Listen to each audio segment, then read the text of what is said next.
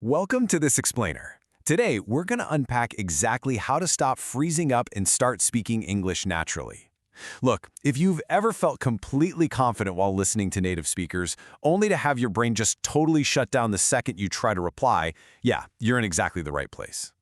We're going to explore the real mechanics of fluency based on our source material and figure out how to finally get over this hurdle. So, let's dive into this incredibly familiar feeling. You know the one, right? Your mind goes totally blank because you're just terrified of making a grammar mistake. You know the vocabulary, you understand the rules, but the moment someone asks you a question, your heart races, you try to translate in your head, and poof, the words simply vanish. It's so frustrating. But listen, this isn't a lack of intelligence. It's actually a completely normal response triggered by a fear of failure and the sheer mental overload of instant translation. And the sources we're exploring today emphasize a really surprising truth. Native speakers make mistakes literally all the time. Real fluency isn't about flawless grammar. It's about communication.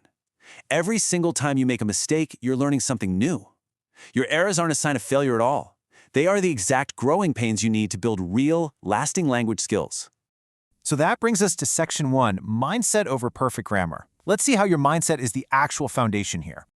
It all starts with a growth mindset. When you have this, you realize that your ability to communicate isn't fixed in place. It's something you actively build. Think about it. If you walk into a conversation thinking, I'm terrible at English, everyone's going to judge me, your brain is already preparing to freeze. But if you flip that narrative to, hey, I'm practicing, and every conversation is a chance to learn, your mind relaxes. You literally open the door for the words to come out. And what's really fascinating here is that resilience is the exact trait that all fluent speakers share. Language learning is absolutely full of tricky, uncomfortable moments. You might use the wrong tense or totally misunderstand a joke. Resilience means that instead of shutting down and refusing to speak for a week, you just bounce back. You smile, you correct yourself, and you keep right on talking. Ultimately, it comes down to connecting with people using your true personality. The source material highlights a really great example. If someone asks you, how was your morning, instead of giving a robotic, perfectly translated answer like, I woke up at 7 and ate breakfast, try sharing how you actually felt. Say something like, I had a great morning, I drank my coffee slowly and felt so energized. Even if your grammar isn't 100% perfect, the positive energy and emotion make you sound infinitely more natural and engaging. Moving right along to Section 2. Stop translating, start thinking. Let's look at the mechanics of how your brain processes English. Here's the thing. If you translate in your head, you're essentially doing double the work. You hear a question in English, you translate it to your native language, think of an answer in that language, translate it back to English, and then finally speak. It's exhausting. No wonder you speak slowly and get confused.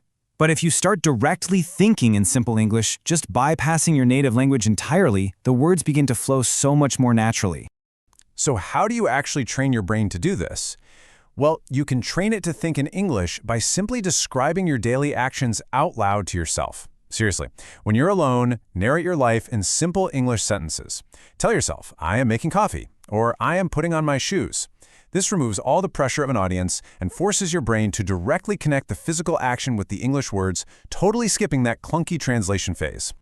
Now that our mindset is set, let's jump into Section 3, Tricky Grammar Simplified. Let's look at some shortcuts to boost your confidence. Let's look at a common trap.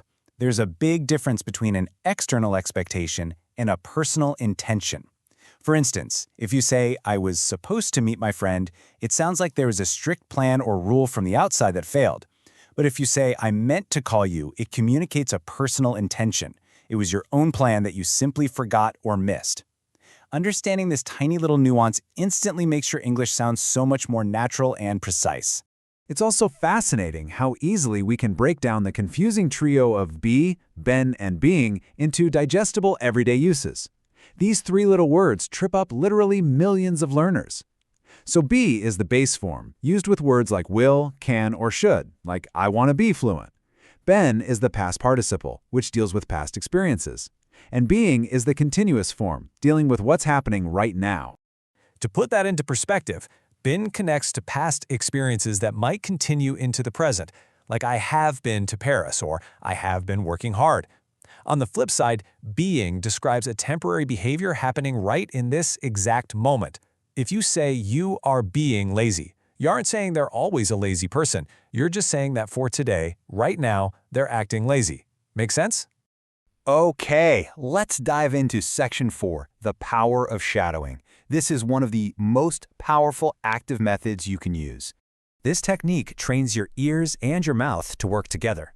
When you shadow, you don't stop to analyze the grammar. Instead, you listen to a native speaker say a phrase and you instantly repeat it out loud, matching their rhythm, their intonation, and their emotion. It effectively forces you to stop overthinking and start speaking automatically. You know the saying, repetition is the mother of skill?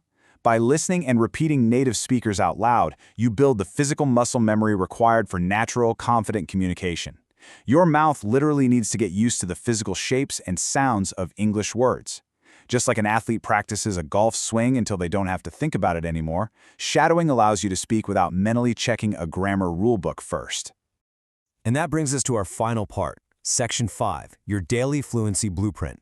Let's turn all this into an action plan you can start using today. Here is the golden rule. Consistency is the secret. It is far more effective to practice your speaking for just 5 minutes every single day than to sit down and study grammar books for 2 hours once a week. Language is a habit, guys, not an academic cram session. Your brain needs constant, daily exposure to keep those English pathways active and ready to go. So here's your simple blueprint. First, speak daily, even if it's just to yourself in the bathroom mirror. Second, embrace your errors. Remember, they're just proof of your progress. Third, keep your sentences simple. You really don't need fancy, complicated words to be perfectly understood. And fourth, consistently shadow native speakers to build up that essential muscle memory. Above all else, please remember to share your ideas, your humor, and your feelings. Connecting with others is the true goal of language.